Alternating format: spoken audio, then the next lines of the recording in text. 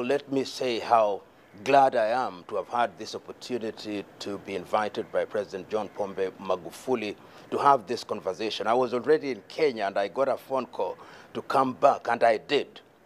And he is the first president in this continent who has taken the step to invite me at a very short notice to have a long conversation on Africa. I may have met other presidents, but this is unique. Unique in the sense that I've had the opportunity to have a conversation of nearly 1 hour with President John Pombe Magufuli, and what amazes me is the president's ability to explain in detail many of the things that have happened in the last 4 years in this fifth administration of the government of the United Republic of Tanzania. We have talked about what has happened in the area of infrastructure, what has happened in the education sector, what has happened in the health sector, what has happened in terms of international relations. And what has come out very clearly and what has impressed me is that the president has the pulse of the nation.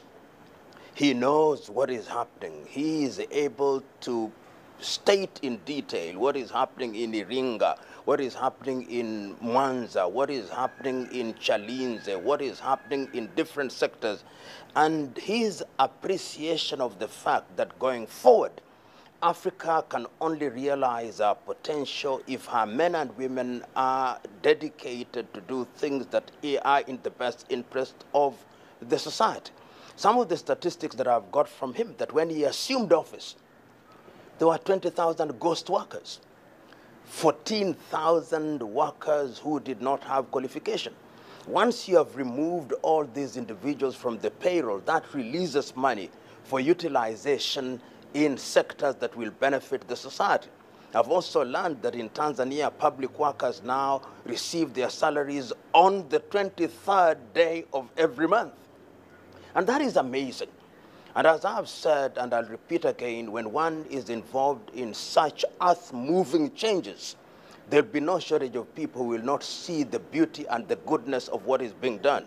But history is a fair judge. He is a judge that is able to identify the things that speak for themselves. So in the administration of President John Pombe Magufuli, what speaks for him, even if he chooses to remain silent? It is the bridges that have been built. They speak for him. It is the health facilities that have been built that speak for him. It is the increased enrollment in primary school and in universities that speak for him. It is the increment of the National Reserve that speaks for him. It is the efficiency with which funds are being utilized that speak for him. It is the discipline that now characterizes the conduct of the government of the United Republic of Tanzania that speak for him. It is the railways that are being built that speak for him. It is the improvement in the mining sector that speak for him. These things, when they speak more eloquently than words. And I am certain that that is the direction in which we should move. And there is something to be said about that administration. Focus, dedication, vision.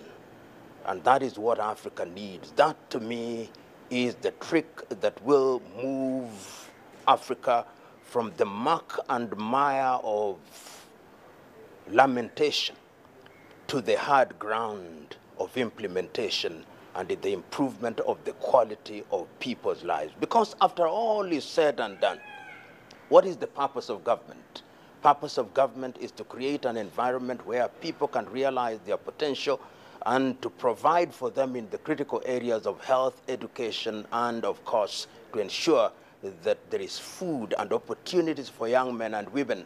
And I believe that President John Pombe Magufuli is thinking in that direction when he talks about the fourth industrial revolution, when he talks about robotics and internets and the use of technology and transfer of technology for the betterment of the people of Tanzania.